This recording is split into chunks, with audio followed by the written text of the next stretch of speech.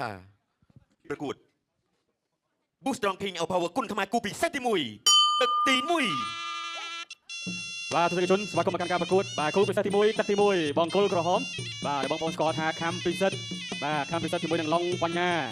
បាទតឆ្វេងមួយបាទរបស់បញ្ញាពិសិដ្ឋបាត់ពិសោធន៍ច្រើនណាស់បាទ18ដងឈ្នះ17បាទចាញ់តែម្ដងទេបាទរីឯបញ្ញា9ដងឈ្នះ7ចាញ់2ដងអញ្ចឹងក៏ឃើញថាក៏មិនជាខុសគ្នាឆ្ងាយពេកដែរបាទគាត់ថាធម្មតាបាទអ្នកបណ្ដាឡើងដំបងរៀងភ័យបាទរីឯពិសិដ្ឋលេងសូវភ័យបាទក្បែរ20ដងដែរដល់3ទឹកប៉ុណ្ណោះ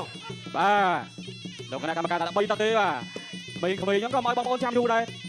តស្នាមមួយតស្នាមសងជួយតាមស្នាមអូយលឹបបាត់ជង្គង់ស្នាមរបស់ពិសិដ្ឋជង្គង់ស្នាមរបស់បញ្ញាចាក់ទៅចាក់មកបាទបើនិយាយពីបត់ពិសោធន៍វិញបាទបញ្ញានឹងមានបត់ពិសោធន៍ច្រើនដែរបាទគឺនៅក្បែរកីឡាករច្រើនបាទតាំងពីបញ្ញាមិនទាន់ចេះវាយបាទតើជាប់ជាមួយនឹងកីឡាករអញ្ចឹងអាចនឹងយល់ពីស្ថានភាពការប្រកួតច្រើនធាក់ស្នាមមួយធាក់ឆ្វេងជង្គង់ស្នាមរបស់ពិសិដ្ឋបញ្ញាបាទព្យាយាមយកជង្គង់នោះទៅខ្ទាស់បាទដើម្បីកុំឲ្យពិសិដ្ឋកាក់ឡាំជង្គង់បាន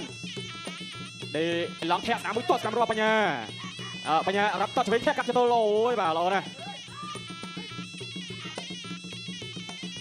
ឡូតាមបោះជួយគេអូយចង់ទៅតឡៅការពារលោកបញ្ញាដាក់ខាងលើតិចមកធាក់ឆ្វេងមួយធាក់ឆ្វេងហើយក៏ទៅឡូញ៉ាឆ្វេងថែស្នាមក៏ធាក់បាទទឹកមួយនេះបញ្ញាគាត់ព្យាយាមកាត់ចង្វាក់បាទកាត់ចង្វាក់ច្រើនតែពិសិដ្ឋតែក៏រោចង្វាក់ចូលមកស្នាមមួយអូយបាទតែជាដូចគ្នាទឹកទី1បញ្ញាដេផ្លាសេមកឆ្វេងបញ្ញាតឆ្វេងតស្នាមតទៅតមកតក្រោមតឆ្វេងរៀងស្រាលបន្តិចពីឡុងបញ្ញាបាទបត់ពិសោធន៍រៀងថ្មីថ្មោងដែរបាទក្បែរ10ដងតឆ្វេងស្នាមសោទៅសងមកពីពិសិដ្ឋបាទ